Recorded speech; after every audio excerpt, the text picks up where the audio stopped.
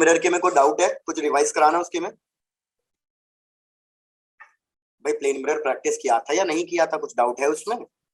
नहीं सर, है नहीं, डाउट नहीं है। चलो डन। तो फिर लो भाई आज स्टार्ट करते हैं स्फेरिकल मिरर्स। और ये क्या मेरा प्रिंटर चेंज हुआ है, एक रुको प्लीज। हाँ हो गया। स्फेरिकल मिरर्स भाई मुद्दे मुद्दे की बातें, क्योंकि रिवीजन कर रहे हैं तो बहुत ज्यादा डिटेलिंग में भी नहीं जाएंगे, लेकिन सारी इंपॉर्टेंट चीजें बता दो। स्फेरिकल मिरर्स आपको ये तो पता ही है, दो टाइप के स्फेरिकल मिरर्स है हमारे पास। एक है हमारे पास कॉनकेव मिरर और दूसरा कौन सा है हमारे पास? Convex mirror. Convex mirror. Concave mirror का नेचर कैसा होता है, कन्वर्जिंग या डाइवर्जिंग? भैया वेरी गुड। कॉनकेव मिरर का नेचर होता है कन्वर्जिंग, और इसकी जो फोकल लेंथ होती है, मतलब लाइट रेज रिफ्लेक्ट करके सेम साइड ही टकरा के आ जाती है।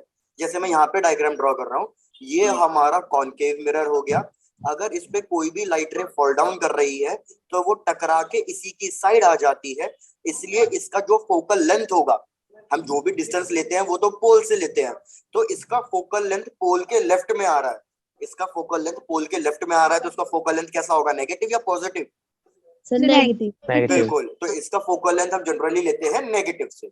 सेम अगर मैं बात करूं कॉन्वेक्स मिरर की, तो कॉन्वेक्स मिरर के लिए भैया हमारा नेचर होता है डाइवर्जिंग, और इसका जो फोकल लेंथ है वो पोल के राइट साइड लाई करता है, इसलिए इसका फोकल लेंथ हम लेंगे पॉजिटिव। तो जैसे अगर मैं इसके लिए डायग्राम ड्रॉ करूं, ये हो गया हमारा, सॉरी गलत ड्रॉ कर दिया, ये हो गया हमारा कॉन्वेक्स मिरर। इस पे अगर कोई भी लाइट रेज फॉल डाउन करेगी तो वो सेम जगह इंटरसेक्ट नहीं करेगी, वो कहीं ना कहीं इस तरीके से डाइवर्ज कर जाएगी, और भैया इसको एक्सटेंड करना पड़ेगा तब जाके ये कहीं इंटरसेक्ट करेगी। तो जो इसका फोकस होगा वो पोल के राइट में आ रहा है, इसलिए हमने इस फोकल लेंथ को पॉजिटिव लिया। अगर मैं आपसे पूछूं इसका फोकल लेंथ कैसा होगा, भैया बिल्कुल लाइट रे सच में रिफ्लेक्ट करके इंटरसेक्ट कर रही है तो हम कहेंगे इसका फोकस रियल होगा, रियल फोकस। लेकिन अगर मैं कॉन्वेक्स के लिए बात करूं तो इसका फोकस कैसा होगा, इमेजिनरी, मतलब वर्चुअल फोकस। भैया यहाँ तक कोई दिक्कत, बढ़े आगे? चलो बिल्कुल स्पीड में बढ़ते चल रहे हैं, बाद में नोट डाउन करने का प्रॉपर टाइम मिलेगा तो टेंशन ना।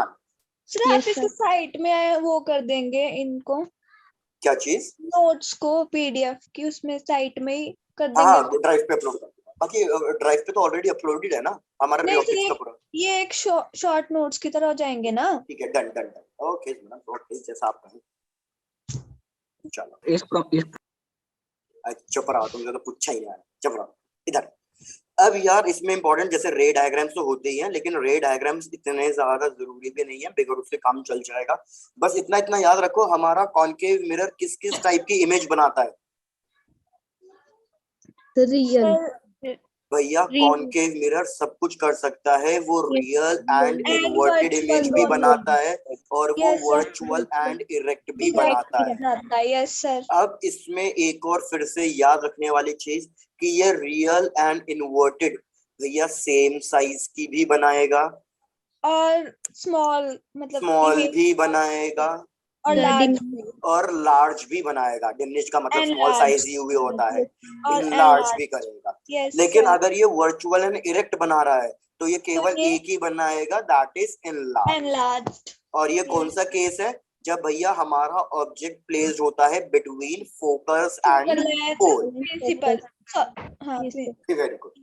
फिर उसके बाद अगर मैं बात करूं कॉन्वेक्स मिरर की, तो भैया हमारा कॉन्वेक्स मिरर शरीफ है, वो ज्यादा कुछ नहीं करता, वो एक ही टाइप की इमेज बनाता है, वर्चुअल एंड इरेक्ट, और उसमें भी एक ही टाइप है, दैट इज डिमिनिश्ड, बस। Yes sir. क्यों है कोई क्या कह रहा, क्यों? सर अपने घर में कर रहे होने बात। हाँ, और मंदिरी घंटियां भी सुना रहे हो। राधिका मैडम मंदिरी घंटियां आप सुना रही हो, सिजल सुना रहे हो? राधिका थी सर, राधिका थी ना, हाँ वेरी गुड, चलो बढ़िया। अरे सर आपकी क्लास के टाइम में बजती हो घंटियां भी बाहर। कोई बात नहीं, मैं धार्मिक काम की हूँ ना, तो उन्होंने कहा कि चलो बना रहना चाहिए माहौल। यार इधर देखो, सुना रही होनी सर। पढ़ रहे हो या मार खाओगे अविनाश, कितना बोलते हो भाई? इधर यार अब सेम चीज इसी में बात करनी है मैग्निफिकेशन की। मिरर का मैग्निफिकेशन कैलकुलेट करना है क्योंकि इमेज भैया ऑब्जेक्ट से डिफरेंट बन सकती है। तो मैग्निफिकेशन का फॉर्मूला एक तो आपको याद ही होता है भैया h i by h o, height of the image by height of the object. दूसरा formula minus v by u, याद रखना मिरर के लिए माइनस लगता है, माइनस वी बाय यू, जहाँ पे वी हमारा इमेज डिस्टेंस और यू क्या है ऑब्जेक्ट डिस्टेंस। अब इसी पे मैंने आपको इन्फॉर्मेशन बता रखी है कि भैया सबसे पहले आप मैग्निफिकेशन की वैल्यू चेक करोगे सिर्फ। अगर मैग्निफिकेशन की वैल्यू ग्रेटर देन 1 आती है तो इमेज किस टाइप की होगी, एनलार्ज। अभी फिर से एक्सप्लेन भी कर दूंगा, टेंशन ना लो। अगर मैग्निफिकेशन की सिर्फ वैल्यू की बात करूं, अगर वो 1 आ रही है तो मतलब ये सेम साइज होगा, और अगर मैग्निफिकेशन की वैल्यू लेस देन 1 आ रही है तो मतलब हमारे पास इमेज डिमिनिश्ड होगी। तो वैल्यू बताएगी साइज, लेकिन मैग्निफिकेशन का जो साइन है वो बताएगा उसका नेचर। अगर मैग्निफिकेशन नेगेटिव में आ जाता है तो मतलब इमेज का नेचर कैसा है, रियल एंड इन्वर्टेड। और अगर मैग्निफिकेशन पॉजिटिव में आ जाता है तो मतलब इमेज का नेचर कैसा है, वर्चुअल एंड इरेक्टेड। जैसे मैंने एक बहुत पहले भी एग्जांपल्स दे रखे हैं भाई, अगर मैं कह रहा हूँ कि मैग्निफिकेशन -1 है तो मेरे को बताओ इससे आपको क्या क्या इन्फॉर्मेशन पता चल रही है कि कौन सा मिरर है, ऑब्जेक्ट कहाँ प्लेस होगा, कॉनकेव मिरर। तो यार -1 तो पहले साइन छोड़ दो, पहले वैल्यू को कर लो, पकड़ लो। मैग्निफिकेशन 1 है तो सेम साइज हो गया। Yes sir. अब सेम साइज कौन कौन से मिरर बनाते हैं, sir concave, real image, real and image. भाई सेम साइज केवल 2 मिरर्स बनाते हैं, एक तो होगा कॉनकेव मिरर और एक दूसरा हो सकता है हमारा प्लेन मिरर। लेकिन अब हमें दिख गया कि यार मैग्निफिकेशन नेगेटिव में है तो ये भी पता चल गया कि जो इमेज है वो रियल एंड इन्वर्टेड है। इमेज रियल एंड इन्वर्टेड है तो प्लेन मिरर तो वर्चुअल एंड इरेक्ट बनाता है, तो ये नहीं होगा इसका आंसर। इसका आंसर क्या होगा, concave mirror. Concave mirror same size की रियल एंड इन्वर्टेड इमेज कब बनाता है, जब सर वो सी पे हो, बिल्कुल, जब हमारा ऑब्जेक्ट प्लेस्ड हो एट सेंटर ऑफ कर्वेचर। हाँ जी, यस सर। तो देखो मैग्निफिकेशन की हेल्प से हमने सारी इंफॉर्मेशन पता कर ली कि ऑब्जेक्ट किधर होगा, क्या नेचर है, क्या साइज है, कौन सा मिरर यूज हुआ होगा, सब कुछ पता चल जाता है। तो जैसे ही अब मैं एक और एग्जांपल दे रहा हूँ, इसके लिए आंसर आप अपने आप बताओ, चलो ट्राई करो। और 1 मिनट दो, आप करो इसको। सेम साइज,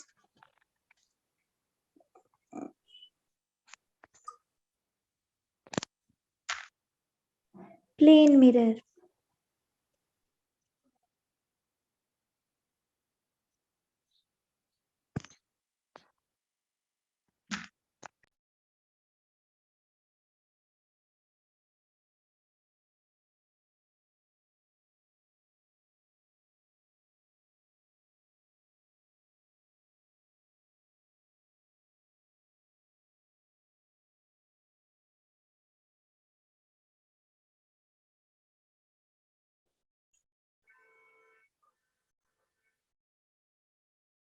तो यार इजी था, मैग्निफिकेशन 1 है तो क्या हो गया यार, सेम साइज हो गया, और प्लस में है तो वर्चुअल एंड इरेक्ट। अब की बार वर्चुअल एंड इरेक्ट की बात कर रहा हूँ तो कॉनकेव मिरर तो वर्चुअल एंड इरेक्ट में केवल हाई लार्ज बनाता है, तो पता चल गया कि भैया ये क्या हो गया, हमारे पास प्लेन मिरर हो गया। यहाँ तक क्लियर है, तो आगे बढ़े। ये कॉन्वेक्स क्यों नहीं हुआ? कॉन्वेक्स वर्चुअल एंड इरेक्ट बनाता है, लेकिन वो वर्चुअल एंड इरेक्ट में हमेशा same डिमिनिश्ड size बनाता है ना, सेम sir, same साइज में, size, और हाँ वर्चुअल जी। एंड इरेक्ट केवल प्लेन मिरर ही बनाता है। सर 1 मिनट, इस स्लाइड, पिछली स्लाइड करो तो। ये लो,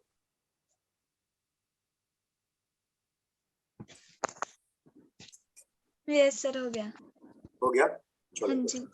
अब यार मैग्निफिकेशन के 2 फॉर्मूले तो बता दिए मैंने कि मैग्निफिकेशन के 2 फॉर्मूले हैं भैया हमारे पास, यही लिख देता हूँ कि एक तो बताया भैया HI/H0 और एक हो गया हमारे पास -V/U। लेकिन मैंने बाकी 2 फॉर्मूले भी बताए थे जो basically focal length and object distance या focal length and image distance के टर्म्स में होते हैं, तो बताओ वो फॉर्मूले क्या आएंगे। सर जो ऑब्जेक्ट और फोकल लेंथ के बीच में होता है ना, वो होता है F/F - U, और जो इमेज और फोकल लेंथ के बीच में होता है वो होता है f minus v over f, मतलब फोकल लेंथ भाई माइनस। बिल्कुल सही, ये दो फॉर्मूले भी इक्वली इंपॉर्टेंट है, इनको भी याद रखना है। हमारा मैग्निफिकेशन का फॉर्मूला अगर मैं फोकल लेंथ के टर्म्स में पूछूं तो एक फॉर्मूला है f minus v by f. ये फॉर्मूला आप डायरेक्टली यूज कर लोगे जब भी आपको फोकल लेंथ या इमेज डिस्टेंस कैलकुलेट करना हो और मैग्निफिकेशन के बाद। ऐसे ही एक और फॉर्मूला है फोकल लेंथ और ऑब्जेक्ट डिस्टेंस के टर्म्स में, that is f divided by f minus q। याद रखना, चाहे कोई भी फॉर्मूला क्यों ना हो, इन सारे फॉर्मूले में साइन कन्वेंशन यूज करना है। जैसे Yes. ऑब्जेक्ट डिस्टेंस हमेशा किसमें होता है? ऑब्जेक्ट डिस्टेंस हमेशा ही नेगेटिव में होता है। तो नेगेटिव यहाँ होता पे है। नेगेटिव नेगेटिव ये बाद में क्या बन जाएगा? पॉजिटिव बन जाएगा। Positive. तो ये चीज याद रखना, इसको मैं स्क्वायर ब्रैकेट में लिख रहा हूँ कि भैया ये चारों फॉर्मूले आपको याद रखने हैं। और बाकी दो फॉर्मूले जो थे ये ज्यादा इंपॉर्टेंट है क्योंकि इनसे क्वेश्चन डायरेक्टली सॉल्व हो जाए। Yes sir. इसी में अब नेक्स्ट इंपॉर्टेंट चीज कि यार हम बात कर रहे थे अभी फोकल लेंथ की, कि यार प्लेन मिरर का या किसी भी मिरर का फोकल लेंथ का फॉर्मूला होता है रेडियस का हाफ। यस तो r by अगर 2। ये r/2 होता है तो भैया याद रखना है कि ये इंडिपेंडेंट ऑफ मीडियम होगा। मतलब अगर आप इस मिरर को चाहे एयर में प्लेस रखो या किसी लिक्विड में डाल दो तो भी इसका फोकल लेंथ चेंज नहीं होगा, क्योंकि मिरर की शेप चेंज नहीं होगी। जैसे फॉर एग्जांपल मैं कह रहा हूँ ये मेरा कोई एक मिरर है, अभी ये एयर में है, अगर मैं इस मिरर को किसी लिक्विड में डाल दूं तो इसका शेप थोड़ी चेंज हो जाएगी, इसका रेडियस सेम रहेगा। तो अगर इसका रेडियस सेम रहेगा तो इसका फोकल लेंथ भी क्या रहेगा? फोकल लेंथ भी सेम रहेगा। इसका फोकल लेंथ मीडियम पे डिपेंड नहीं करता है। और ये तो ऑलरेडी हम डिस्कस कर चुके हैं कि कॉनकेव के लिए फोकल लेंथ नेगेटिव, नेगेटिव बिल्कुल, और कॉन्वेक्स के लिए पॉजिटिव, और प्लेन मिरर के लिए सर नेगेटिव पॉजिटिव दोनों नहीं, प्लेन मिरर के लिए इनफाइनाइट। हाँ, नेगेटिव पॉजिटिव कुछ भी कह सकते हो, लेकिन इनफाइनाइट। तो इनफाइनाइट के लिए चाहे नेगेटिव लगाओ चाहे पॉजिटिव लगाओ, इसमें कोई दिक्कत नहीं आएगी। Yes sir. भैया ये भी चेक करके बता दो, इसमें भी कोई दिक्कत है? No sir. No, sir. बढ़िया। अब एक और चीज यार, अगर मैं प्लेन मिरर की बात कर रहा था तो प्लेन मिरर के लिए मैंने आपको वेलोसिटी के दो इंपॉर्टेंट फॉर्मूले बताए थे। मैंने कहा कि जैसे भैया ये हमारा प्लेन मिरर है vm, ये ऑब्जेक्ट है, इसकी स्पीड vo, और ये हमारी इमेज है, ये भी मूव करेगी, इसकी स्पीड vi। तो मैंने आपको फॉर्मूला बताया था कि भैया फॉर्मूला होता है vom is equal to minus of vim। जो इसको एक्सपैंड करके लिखेंगे तो ये हो जाएगा vo minus vm is equal to minus of vi minus vm।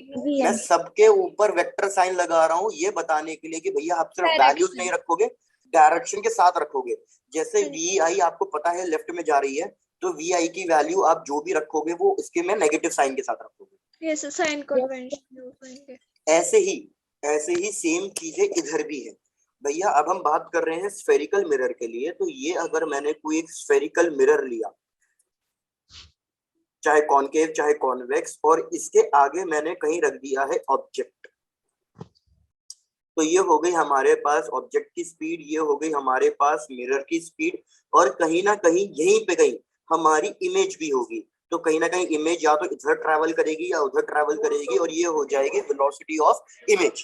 पहले चेक करो इन सारे टर्म्स में कोई दिक्कत है? नहीं। No sir. डन। तो भैया फॉर्मूला लिखो। फॉर्मूला होता है इस केस में हमारे पास vim is equals to minus of v square by u square into vom। फिर से ऊपर वेक्टर साइन लगा रहा हूँ कि रिलेटिव वेलोसिटी है, आप इसको आराम से एक्सपैंड करके लिख सकते हो। जैसे vim के एक्सपेंशन क्या लिखूंगा मैं? vi minus vm. Minus very good. vi minus vm, जो भी वैल्यूज होंगी डायरेक्शन के साथ लिख देंगे, माइनस जो भी अभी पर्टिकुलर इंस्टेंट के लिए वैल्यू दे रखी है। ये v और u कैसे निकलेगा? अभी इस पर्टिकुलर इंस्टेंट पे जहां पे ऑब्जेक्ट है, तो ये हो जाएगा ऑब्जेक्ट डिस्टेंस। जो इस पर्टिकुलर इंस्टेंट पे इमेज आएगी वो हो जाएगी हमारे पास v की value into vo minus vm, फिर से वेक्टर फॉर्म। यस। एक बार चेक करो क्या इस फॉर्मूले में कोई कंफ्यूजन है कि कैसे v u और ये सब निकलेगा? No sir. No, sir. बढ़िया। सर इसको भी स्क्वायर ब्रैकेट में कर दो, मतलब तब ना। हाँ ठीक है, लेफ्ट वाले। हो गया। सर प्रीवियस स्लाइड बताना एक बार। प्रीवियस स्लाइड में मैंने बताया बस फोकल लेंथ के बारे में, और ये चीज हमने लास्ट क्लास में ऑलरेडी पढ़ ली थी प्लेन मिरर के लिए। तो मैंने कहा इधर भी कुछ ऐसा ही है। अगर तुम फॉर्मूला कंपेयर करो, देखो फॉर्मूला पीछे और इधर अभी भी सेम है। कैसे सेम है मैं आपको समझा देता हूँ। इधर फॉर्मूले में हमारे पास यही आ रहा है कि VIM, इधर ध्यान देना, VIM is equals to VOM। Negative sign क्यों आ रहा है? नेगेटिव साइन इसलिए आ रहा है क्योंकि इधर जैसे जैसे ऑब्जेक्ट मूव करेगा मिरर के क्लोजर, तो ऑब्जेक्ट डिस्टेंस कम होगा। अगर ऑब्जेक्ट डिस्टेंस कम हो रहा है तो इधर इमेज डिस्टेंस भी क्या होगा? कम होगा। भाई मेरे को लग रहा है आपको समझ में नहीं आ रहा, किसी और एग्जांपल समझाता हूँ, रुक जाओ, इधर लेके समझाते हैं, कुछ बच्चों को डाउट लगेगा। भाई जैसे मैंने कहा ये प्लेन मिरर है और यहाँ पे इतनी दूर पे कोई ऑब्जेक्ट खड़ा है। ये ऑब्जेक्ट कितनी दूर पे है भैया? कोई भी रैंडम डिस्टेंस मैंने अज्यूम कर लिया कि सपोज ये ऑब्जेक्ट अभी 12 सेंटीमीटर दूर है, तो मेरे को बताओ इमेज डिस्टेंस भी कितना दूर होगा? -12। भाई इमेज डिस्टेंस भी तो 12 सेंटीमीटर ही दूर होगा, क्योंकि ऑब्जेक्ट डिस्टेंस और इमेज डिस्टेंस प्लेन मिरर के लिए सेम होता है। Very good. अब मैं कह रहा हूँ ऑब्जेक्ट भैया मिरर के क्लोजर आ गया। अब सपोज ये डिस्टेंस कितना लिया मैंने? 5 सेंटीमीटर लिया, तो बताओ इमेज भी कितना डिस्टेंस आगे आ गई होगी? 5 सेंटीमीटर। भाई वेरी गुड। तो इसीलिए ये नेगेटिव साइन होता है यहाँ पे। नेगेटिव साइन क्या इंडिकेट कर रहा है कि भैया ऑब्जेक्ट राइट में जा रहा है तो इमेज तो हमेशा लेफ्ट में ही आएगी। ऑब्जेक्ट के हमेशा अपोजिट चलेगी इमेज। जैसे अगर ऑब्जेक्ट लेफ्ट में चलता तो इमेज कहाँ चलेगी?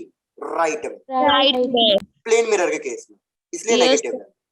अब प्लेन मिरर के केस में ऑब्जेक्ट डिस्टेंस और इमेज डिस्टेंस सेम होता है, तो इसलिए ये दोनों कट के कितना हो जाएगा? 1 हो जाएगा।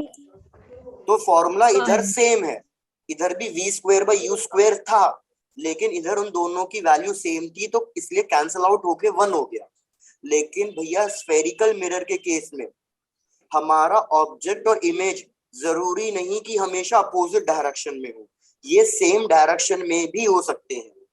तो इसलिए यहाँ पे एक तो नेगेटिव साइन नहीं लग रहा है, वो एक्स्ट्रा वाला नेगेटिव साइन वो नहीं लग रहा है। और दूसरी चीज यहाँ पे ऑब्जेक्ट डिस्टेंस और इमेज डिस्टेंस सेम नहीं होते, इसलिए ये वाला टर्म इस वाले केस में कैंसल आउट नहीं हुआ है। तो यही प्रॉपर फॉर्मूला है हमारे पास, मतलब रिलेटिव इमेज एंड ऑब्जेक्टिव की वेलोसिटीज फाइंड करने का। ये क्लियर हो गया? मैग्निफिकेशन वाला बता दो एक बार, m = -1 और +1 में जो था। अच्छा ये वाला बताना है। यस भाई मैंने कहा मैग्निफिकेशन +1 या -1, साइन को मत कंसीडर करो, पहले सिर्फ वैल्यू देखो। मेरे को बताओ वैल्यू कितनी है? 1 है। और अगर मैग्निफिकेशन की वैल्यू 1 है तो हम इस कैटेगरी में पहुंच गए कि भैया मैग्निफिकेशन की वैल्यू 1 है तो मतलब इमेज का साइज कैसा है? सेम साइज है। तो इधर भी इसलिए मैंने ये लिखा कि इमेज का साइज सेम, इधर भी इमेज का साइज सेम। अब आ जाते हैं साइन कंसीडरेशन पे। तो इधर मैंने देखा नेगेटिव साइन है, नेगेटिव साइन है तो मतलब इमेज का नेचर कैसा है? Real and inverted. भैया पहली बात, रियल एंड इन्वर्टेड केवल एक ही मिरर बनाता है, और वो कौन सा मिरर है? Concave mirror. तो किस्सा खत्म। हमें पता चल गया कि भैया ये जो मैग्निफिकेशन -1 की बात कर रहा हूँ ये कॉनकेव मिरर है, और ऑब्जेक्ट प्लेस होगा सेंटर ऑफ कर्वेचर पे, क्योंकि जब ऑब्जेक्ट सेंटर ऑफ कर्वेचर पे प्लेस होता है तो इमेज भी सेंटर ऑफ कर्वेचर पे ही बनती है। Yes sir. दूसरा केस मैंने लिया मैग्निफिकेशन +1, तो फिर से मैग्निफिकेशन की वैल्यू 1 है तो मतलब इमेज का साइज तो सेम ही है। यस अब सर। प्लस का मतलब वर्चुअल एंड इरेक्ट। तो यार कॉनकेव वर्चुअल एंड इरेक्ट बनाता है, लेकिन वर्चुअल एंड इरेक्ट बनाएगा तो वो इनलार्ज बनाएगा।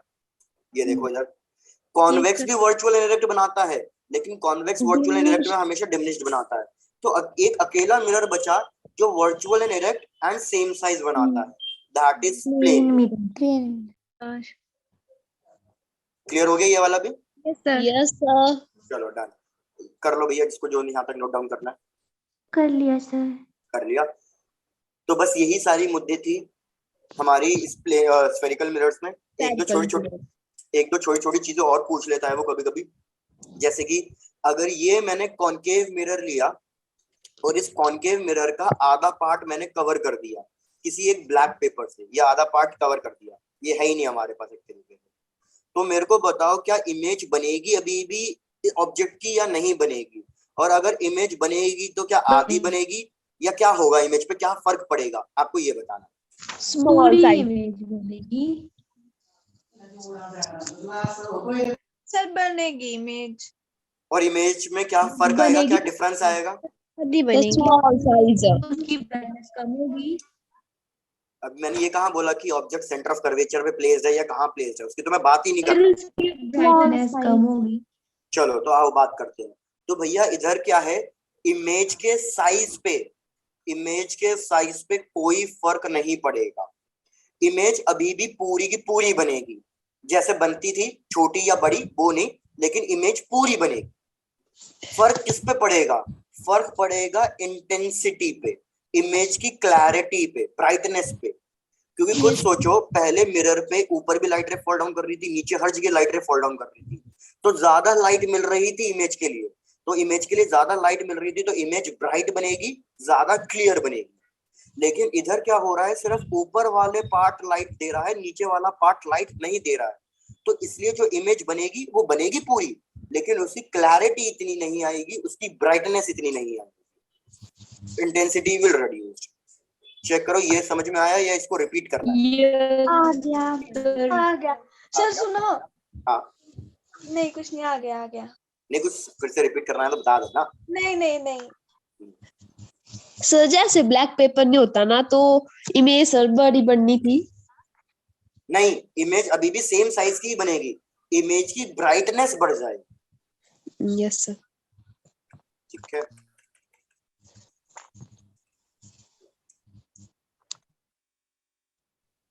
हो गया सर। हो गया। तो ये सारा हमारा डिस्कस हो गया है स्फेरिकल मिरर्स का। अब चेक कर लो, स्फेरिकल मिरर्स में कोई डाउट है तो पूछो, इसके न्यूमेरिकल्स वगैरह अगर कुछ कराने हैं तो वो भी करा सर करवा दो। करवा दें। करवा दो। बढ़िया बढ़िया बढ़िया। एक मेरे को चेक करने दो, मैंने आपको एक न्यूमेरिकल कराया होगा या नहीं, देखता हूँ। सर तब तक फर्स्ट स्लाइड निकालना, 1 मिनट। फर्स्ट लाइन निकालनी है, ये है फर्स्ट लाइन।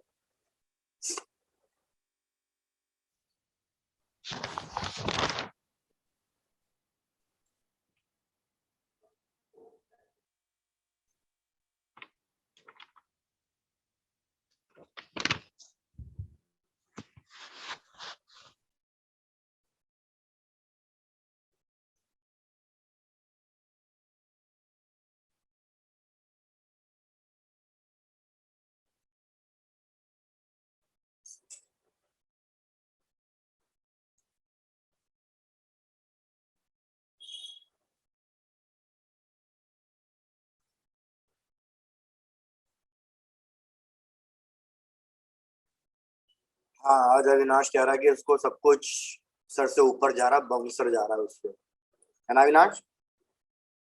और जब ये मैंने फर्स्ट टाइम पढ़ाया था तब भी तुमने यही कहा था कि सर कुछ समझ में नहीं आ रहा, सब बाउंस जा रहा है। तब तो तुमने क्लासेस भी काफी मिस करी थी, तो तुम्हें वैसे ही कुछ समझ में नहीं आ रहा था।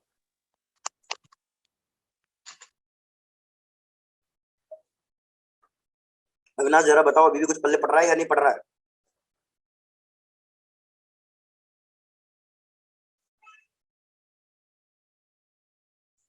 हो गया सर।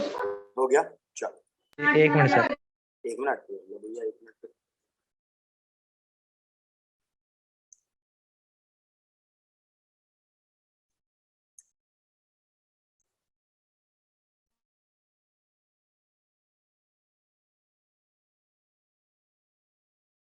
जैसे हो जाए बता देना।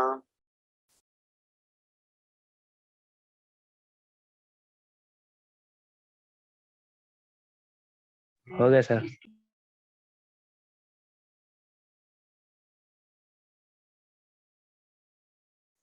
अब ये बताओ, पहले डिफिकल्ट क्वेश्चन करना चाहते हो या इजी क्वेश्चन करना चाहते हो? इजी। बड़े इजी।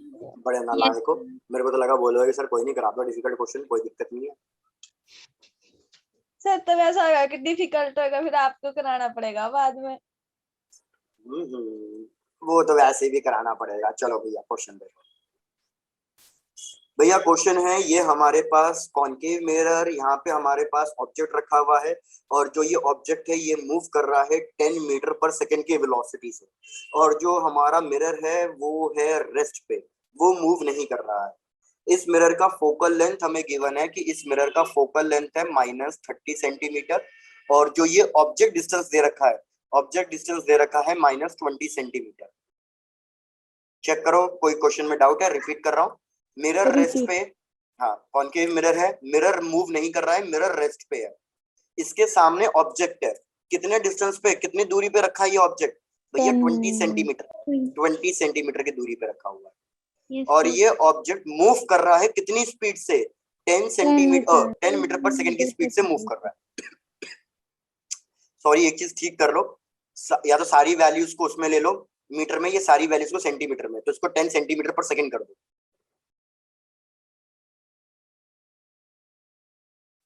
आपको क्या फाइंड करनी है? आपको वेलोसिटी ऑफ इमेज फाइंड करनी है, वी आई की value, try to calculate.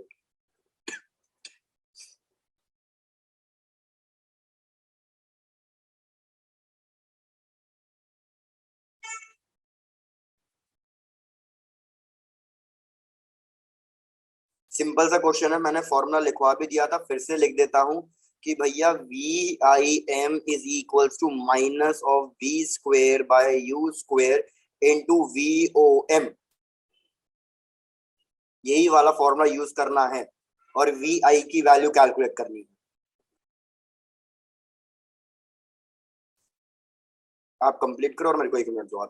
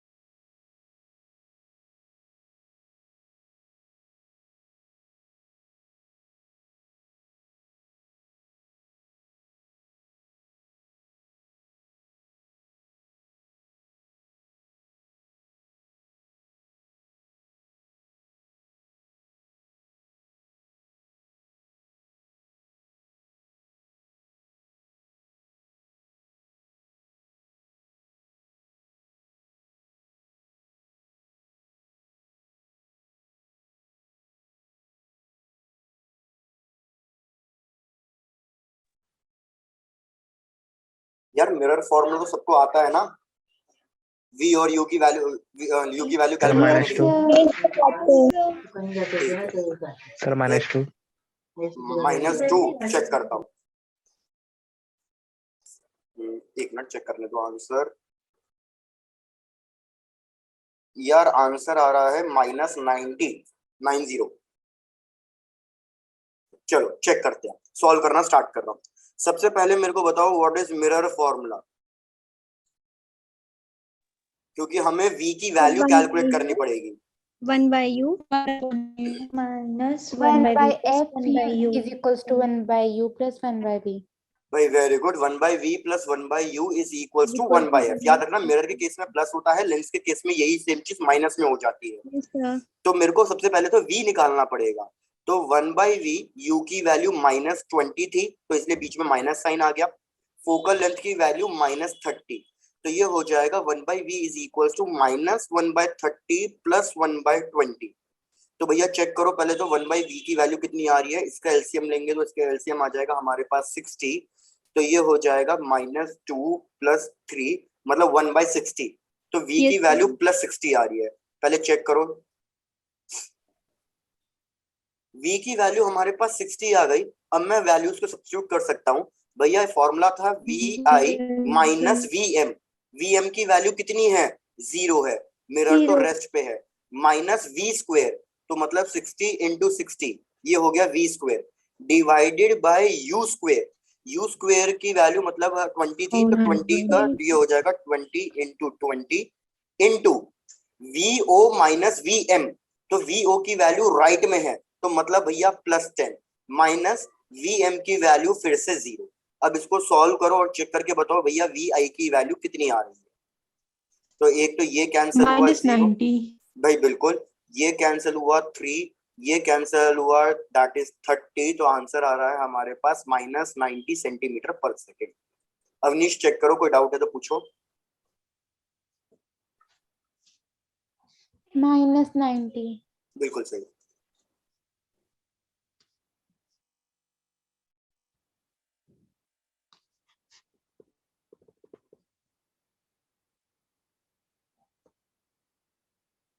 Yes sir, आ गया।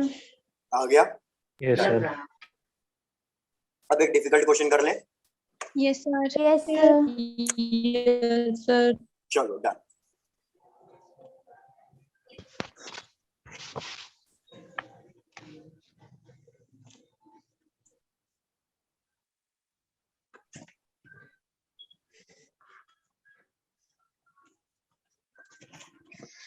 भाई इसको लो ऑब्जेक्ट ए, इसको लो ऑब्जेक्ट बी, इसका मास भी m है, इसका मास भी m है, और यहाँ पे मैंने इस तरीके के दो कॉनकेव मिरर फिट कर रखे हैं।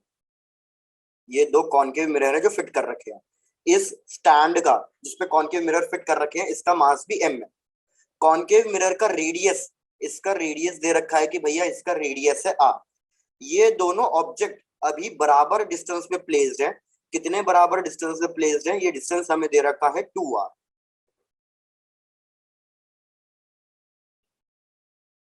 ये दोनों ऑब्जेक्ट मूव कर रहे हैं टूवर्ड्स द मिरर। पहले यहां तक की सिचुएशन चेक करो, यहां तक की सिचुएशन क्लियर है? Yes sir. नहीं सॉरी, यही वाला मिरर मूव कर रहा है, बस एक यही वाला ऑब्जेक्ट मूव कर रहा है। रिपीट। तो मैंने कहा यहाँ पे एक ऑब्जेक्ट है, बीच में स्टैंड है जिसपे मिरर फिक्स किए हुए हैं, और यहाँ पे भी एक ऑब्जेक्ट है। हमारा ऑब्जेक्ट ए मूव कर रहा है सिर्फ। ये पूरा का पूरा स्मूथ सरफेस है।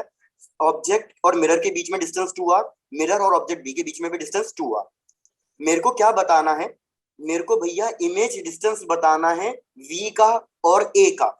आई रिपीट, मेरे को क्या बताना है? Image distance of a and b अलग अलग पार्ट्स के लिए। पहला पार्ट क्या है भाई? पहला पार्ट है कि ये जो हमारा ऑब्जेक्ट है वो कितने टाइम के लिए मूव कर रहा है? वो मूव कर रहा है for a time interval of r/v। और दूसरा हमें दे रखा है time interval that is 2r/v। इन दो पार्ट्स के लिए कैलकुलेट करना है। कैलकुलेशन मैं करा दूंगा, बस आप चेक करो कि आपको क्वेश्चन समझ में आया है या नहीं आया है। सर एक बार रिपीट, इस सेकंड वाला पार्ट। सेकंड वाला पार्ट मतलब टाइम 2r/v। ये तो टाइम की वैल्यू दे रखी है कि हमारा ये जो ऑब्जेक्ट है ये टोटल कितने टाइम के लिए ट्रैवल कर रहा है। ओके। तो एक केस में टाइम दे रखा है r/v और दूसरे केस में टाइम दे रखा है 2r/v।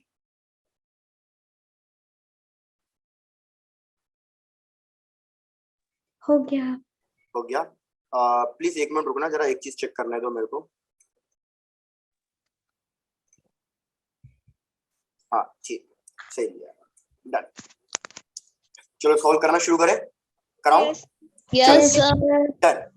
यार सबसे पहले फर्स्ट पार्ट को सॉल्व करेंगे, तो फर्स्ट पार्ट में ये कैलकुलेट करो कि इतने टाइम में, जो ये टाइम मैंने r/v दिया है, ये मेरा ऑब्जेक्ट कितना आगे मूव कर गया, कितना आगे ट्रैवल कर गया।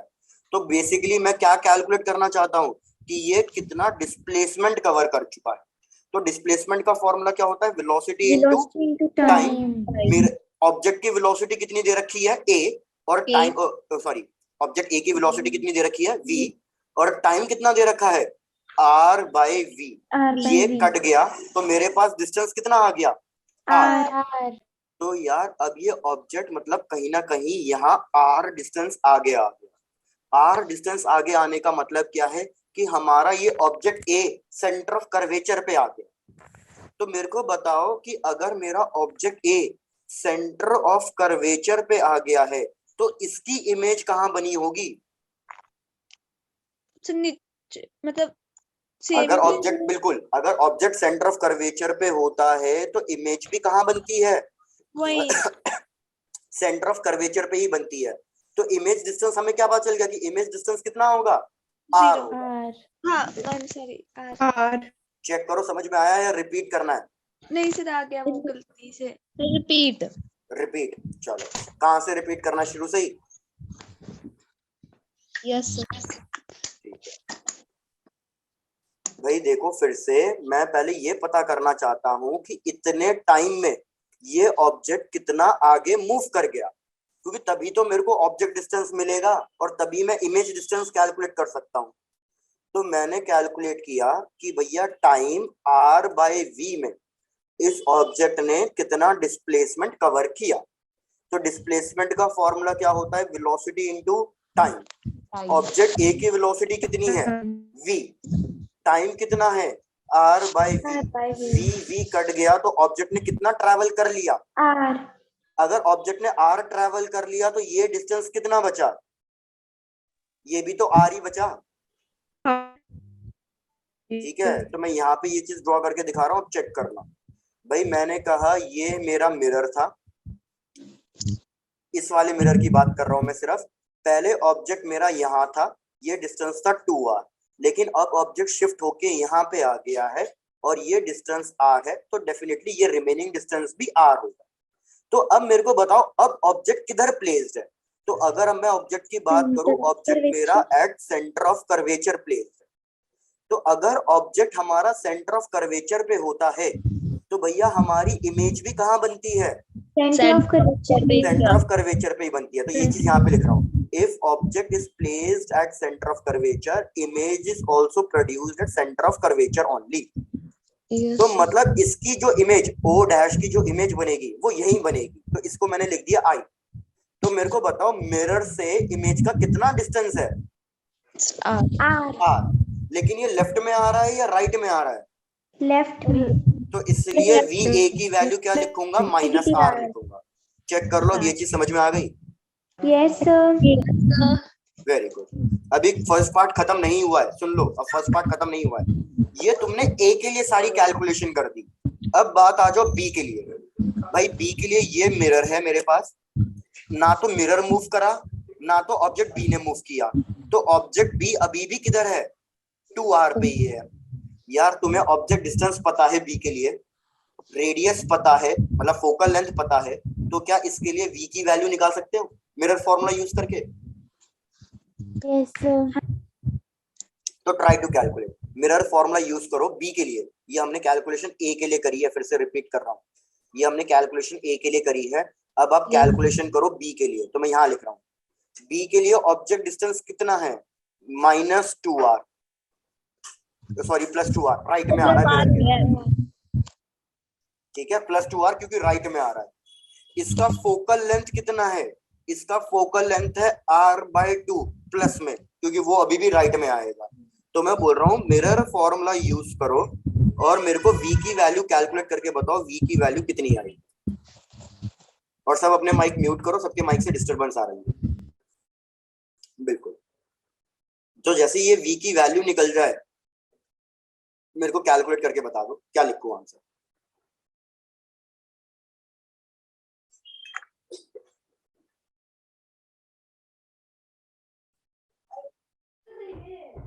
To are square. नहीं, गलत आ रही है, सही से कैलकुलेट करो फिर से।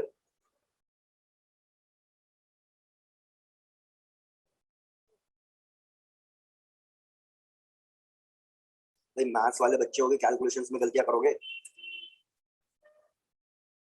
1/v plus 1/2r is equals to f है r/2, तो ये हो जाएगा 1/v is equals to 2/r minus 1/2r। इसका एलसीएम कितना आएगा, 2r। 2r, yes sir. आपने 2r स्क्वायर लिख दिया होगा। अब यहाँ पे ये हो जाएगा 4 - 1, तो भैया चेक करो v की वैल्यू आ रही है 2r/3, तो 2r/3 हमारा फर्स्ट पार्ट क्वेश्चन का कंप्लीट हो गया।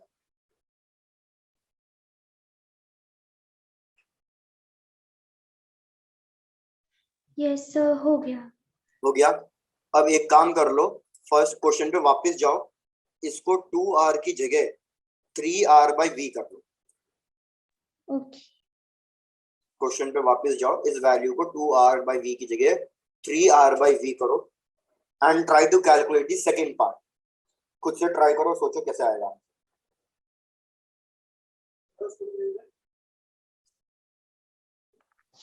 सर एक बार लास्ट निकाल लास्ट दो। स्लाइड शो कर रहा हूँ, पहले सब लोग आराम से चेक करो कि सबको फर्स्ट पार्ट तो समझ में आया या फर्स्ट पार्ट ही समझ में नहीं आया।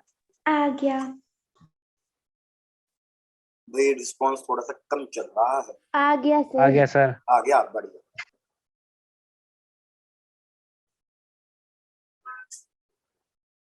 अविनाश तुम भी कुछ बोलो जरा इस बात पे। हाँ तुम चुप चुप अच्छे नहीं लग रहे।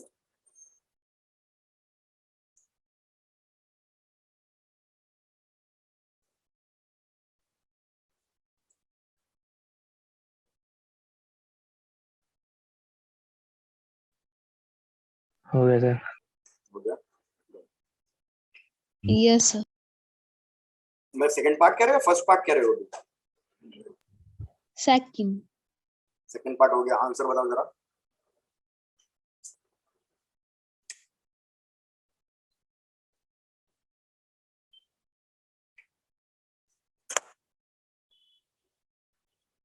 चलो सेकंड पार्ट ट्राई करा रहा हूँ, चेक करो।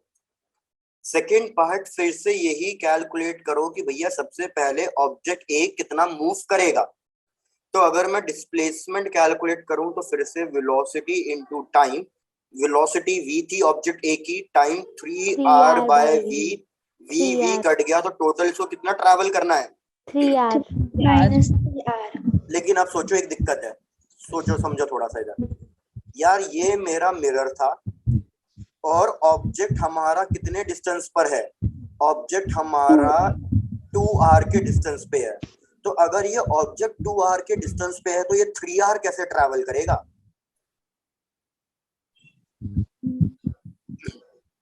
तो देखो इधर क्या होगा, जैसे ही ये हमारा ऑब्जेक्ट 2r जितना डिस्टेंस ट्रैवल कर लेगा, इसको टोटल 3r करना है, तो जैसे ही ये 2r ट्रैवल कर लेगा ये किससे जाके टकरा जाएगा? मिरर से। ये जब ये मिरर से टकराएगा तो भैया इलास्टिक कोलिजन होगा। Yes sir. क्योंकि सबके मास सेम है और स्मूथ सरफेस है। इलास्टिक कोलिजन होने की वजह से पता सिचुएशन देखो ऐसी बन जाएगी कि जहां पे मिरर था वहां पे तो ये ऑब्जेक्ट आके ए आके रुक जाएगा, ऑब्जेक्ट का काम खत्म। ऑब्जेक्ट ए 2r जितना ट्रैवल करके रुक गया, बाकी बचा हुआ r कौन ट्रैवल करेगा? मिरर कि बचा हुआ r ये मिरर ट्रैवल करेगा। तो मिरर r डिस्टेंस ट्रैवल कर रहा है, तो मिरर ऑब्जेक्ट ए से कितना दूर हो गया? r भाई very good, mirror r distance दूर हो गया। तो अब फिर से हमारा ऑब्जेक्ट ए कहां पे प्लेस्ड है? At centre of curvature. तो फिर से इमेज कहां बनेगी? सेंटर ऑफ कर्वेचर पे। और ये लेफ्ट में आ रही है तो फिर से यहाँ पे क्या लिखूंगा मैं? माइनस -r लिखूंगा। चेक करो ये चीज समझ में आई ए के बारे में जो मैंने बोला? आ गई। Very good. अब बी के लिए कैलकुलेट करते हैं, फिर एक साथ नोट डाउन कर लेना। भैया पहले क्या हो रहा था बी के लिए, मिरर और बी के बीच में कितना डिस्टेंस था? बी और मिरर के बीच में डिस्टेंस था 2r। लेकिन अब मिरर तो कुछ आगे चले गया। कितना आगे चले गया मिरर? r डिस्टेंस आगे चले गया। तो अगर मिरर r डिस्टेंस आगे चले गया तो अब मेरे को बताओ मिरर और बी के बीच में कितना डिस्टेंस हो गया? तो अब की बार ऑब्जेक्ट बी भी किधर आ गया? सेंटर ऑफ कर्वेचर पे आ गया। तो इसकी इमेज भी कहाँ बनेगी? सेंटर ऑफ कर्वेचर पे ही बनेगी। तो हमारे क्वेश्चन के दोनों पार्ट्स खत्म। प्रीवियस स्लाइड ये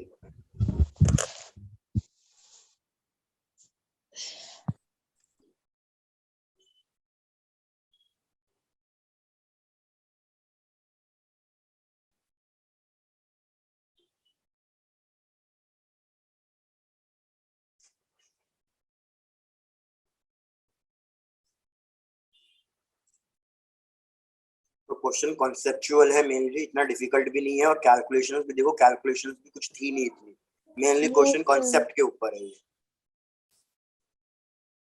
हो गया सर। हो गया सर। अगर 1 मिनट। हाँ ठीक है।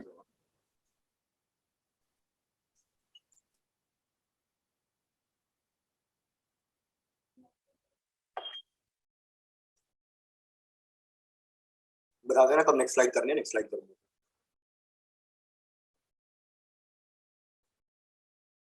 यस सर हो गया। ये लो।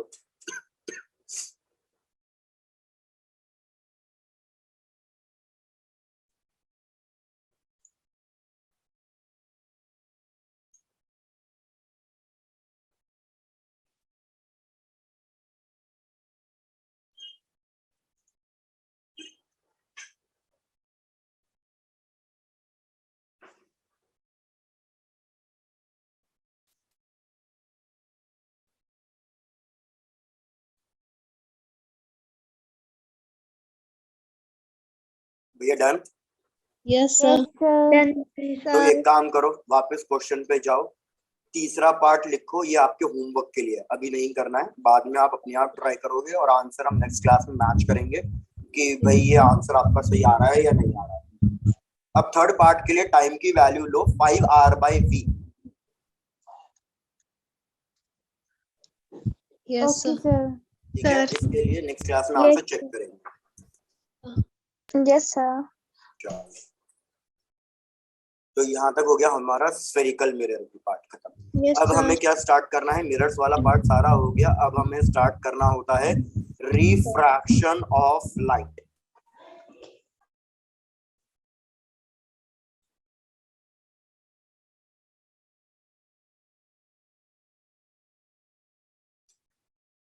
भाई रिफ्रैक्शन ऑफ लाइट आपको पता ही होगा कि जब भी मीडियम चेंज होगा हमारी लाइट रे Yes. कहीं ना कहीं बेंड करेगी। Yes, जैसे फॉर sir. एग्जांपल मैं कह रहा हूँ कोई लाइट रे है जो ट्रैवल कर रही है from rare medium to denser medium, तो ये लाइट रे किधर बेंड करेगी? Towards the normal. भाई वेरी गुड, ये लाइट रे बेंड करेगी टुवर्ड्स द नॉर्मल। और इस केस में अगर मैं पूछूं कि एंगल आई और एंगल आर उनके बीच में क्या रिलेशन होगा, तो इधर लाइट रे सिर्फ टुवर्ड्स द नॉर्मल बेंड कर रही है, तो हमारा एंगल आई बड़ा होगा in comparison to angle r. Very good. Similarly अगर लाइट रे ट्रैवल कर रही है from denser medium to rarer medium, तो इस केस में लाइट रे की स्पीड बढ़ जाएगी और लाइट रे बेंड करेगी away Away from the normal. और अगर वो बेंड कर रही है अवे फ्रॉम द नॉर्मल, तो इस केस में हमारा जो एंगल आई होगा वो छोटा Less होगा और than. एंगल बिल्कुल एंगल आर। अब लाइट रे कितना ज्यादा बेंड करेगी वो हमारा बताएगा एक मीडियम की प्रॉपर्टी। और वो मीडियम की प्रॉपर्टी क्या होती है भैया? वो मीडियम की प्रॉपर्टी होती है एब्सोल्यूट रिफ्रैक्टिव इंडेक्स, कि भैया एक पर्टिकुलर मीडियम में कोई लाइट रे कितना ज्यादा बेंड करेगी। जैसे फॉर एग्जांपल मैं कह रहा हूँ लाइट रे एयर से ट्रेवल करती हुई आ रही है और एक बार वो पानी में गई, एक बार वो गई भैया ग्लास में, एक बार वो गई ऑयल में, तो वो हर एक मतलब हर एक जो मीडियम है वाटर ग्लास वो है तो डेंसर मीडियम ही एयर के कंपैरिजन में, लेकिन वो मीडियम अलग अलग है तो उसमें बेंडिंग भी अलग अलग होगी। तो कितनी ज्यादा बेंड होगी ये बताएगा उसका रिफ्रैक्टिव इंडेक्स। और रिफ्रैक्टिव इंडेक्स का फॉर्मूला क्या होता है? C upon V. C upon V, जहाँ पे C क्या है? Speed of light in vacuum और V क्या है? Speed of light in medium. ये है स्पीड के टर्म्स में, स्पीड के टर्म्स में। सेम फॉर्मूला अगर मैं वेवलेंथ के टर्म्स में पूछूं तो वेवलेंथ के टर्म्स में क्या आएगा ये फॉर्मूला? भाई स्पीड का फॉर्मूला क्या होता है? What is the formula for speed of a wave? Speed का फॉर्मूला होता है फ्रीक्वेंसी इनटू वेवलेंथ। तो इधर हो जाएगा frequency into wavelength in vacuum divided bye, इधर भी हो जाएगा frequency into wavelength in medium. Frequency same होती है, फ्रीक्वेंसी चेंज नहीं होती, इसलिए फ्रीक्वेंसी फ्रीक्वेंसी कैंसिल आउट हो गया, तो वेवलेंथ के टर्म्स में आ गया lambda v upon lambda m, जहां पे लैम्डा वी का मतलब wavelength in vacuum, lambda m का मतलब वेवलेंथ इन मीडियम।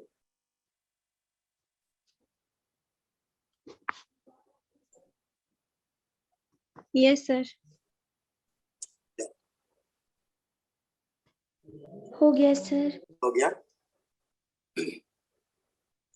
तो यार जैसे एक सिंपल सी बात करो कि यार मैंने कहा कि हमारे पास कोई एक लाइट रे है जो एयर से ट्रैवल कर रही है, एयर से ट्रैवल कर रही है तो उसकी स्पीड कितनी है अभी? 3 × 10⁸ मीटर पर सेकेंड। भाई हमने कहा कि ये एंटर कर गई है किसी ग्लास में और ग्लास का रिफ्रैक्टिव इंडेक्स हमें दे रखा है 1.5, और जो ये लाइट रे एंटर करी है इस लाइट रे की वेवलेंथ हमें दे रखी है 600 नैनोमीटर। तो आपको क्या क्या कैलकुलेट करके बताना है? आपको बताना है एक तो speed of light in glass कि भैया कितनी होगी, और दूसरा आपको वेवलेंथ इन मीडियम कैलकुलेट करके बताना है। तो try to calculate. Sir 1 minute previous slide बताना। ये लो,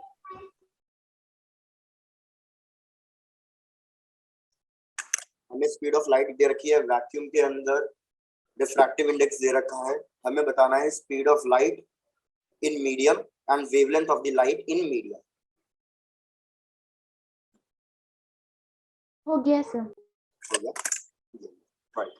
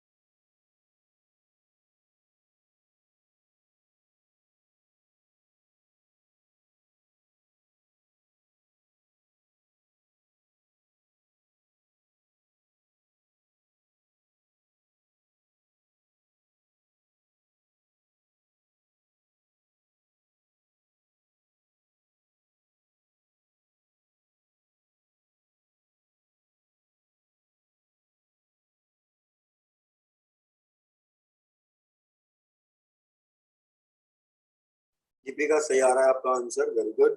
वेवलेंथ सही निकली है, बाकी चीजें और ट्राई कर लो।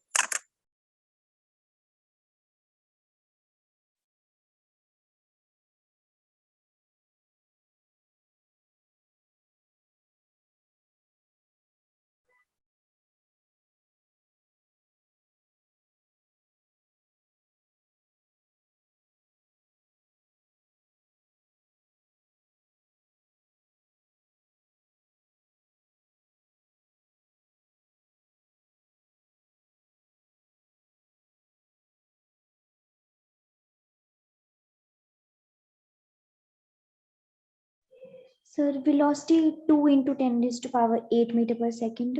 बिल्कुल सही भाई, तो काफी लोगों के सबके आंसर्स बिल्कुल सही आ रहे हैं। भैया सीधा सीधा formula nu equals to c by v. तो अगर मेरे को v कैलकुलेट करना है तो c बाय न्यू, c की value 3 into 10⁸ divided by new की वैल्यू 1.5। तो वेलोसिटी आ गई हमारे पास 2 into 10⁸ मीटर पर सेकेंड। अब यही सेम फॉर्मूला लिख दो वेवलेंथ के टर्म्स में, nu equals to wavelength in vacuum divided by wavelength in medium. तो मैं आपको कह रहा था to calculate wavelength in medium, तो ये हो जाएगा wavelength in vacuum divided by refractive index. Wavelength in vacuum हो गई हमारे पास 600 nanometres divided by wavelength, sorry refractive index that is 1.5। तो ये हो जाएगा हमारे पास that is 400 nanometre. Yes sir.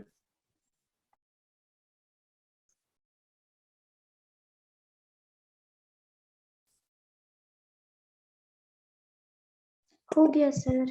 हो गया, बढ़िया बढ़िया। Yes sir.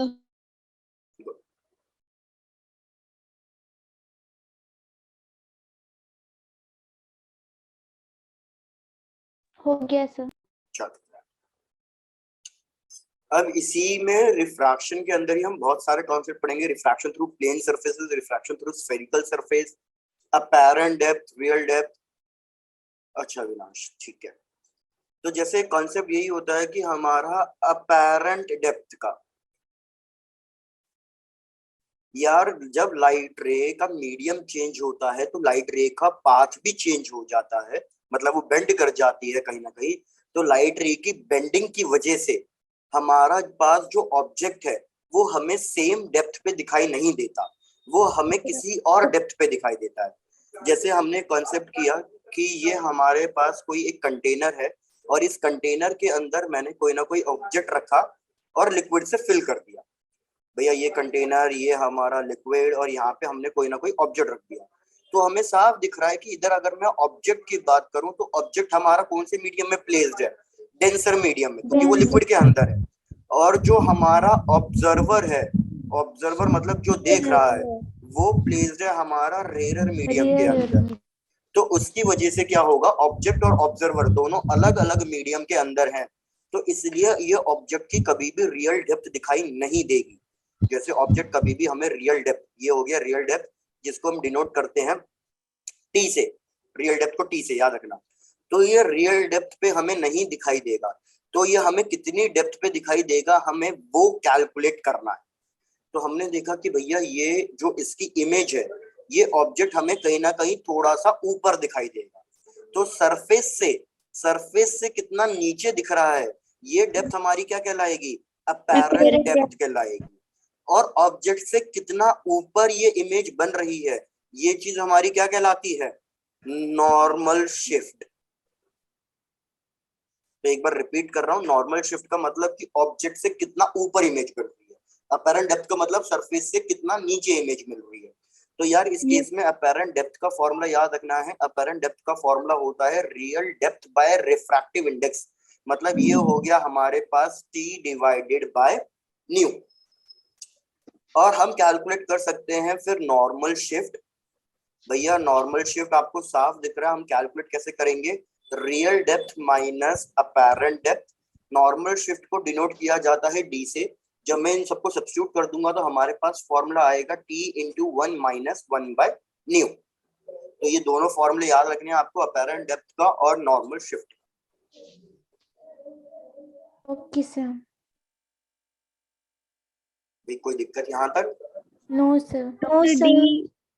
डी हमारे पास नॉर्मल शिफ्ट है, ये कि भैया ऑब्जेक्ट से कितना ऊपर इमेज मिली है, और टी क्या है, रियल डेप्थ कि ऑब्जेक्ट कहाँ पे प्लेस था। जैसे यही एग्जांपल ले लो, अभी मेरे पास है भैया, इस ग्लास में अगर लिक्विड फिल करो और यहाँ पे नीचे कोई कॉइन रख दूं, तो कॉइन अगर मैं ऊपर से देखूंगा तो कॉइन मेरे को इसकी एक्चुअल डेप्थ तो दिखाई नहीं देगा, वो कॉइन मेरे को कहीं ना कहीं थोड़ा ऊपर दिखाई देगा। तो सरफेस से कितना नीचे दिख रहा है वो अपैरेंट डेप्थ है, लेकिन ऑब्जेक्ट से कितना ऊपर ये मेरे को मिल रहा है, ये नॉर्मल शिफ्ट है हमारे पास। Yes sir. तो बस आज के लिए इतना ही रखेंगे, बाकी अब नेक्स्ट क्लास में स्टार्ट करेंगे टोटल इंटरनल रिफ्लेक्शन। बस यहाँ पे पूरा अपना रिवाइज करते हैं। Okay sir.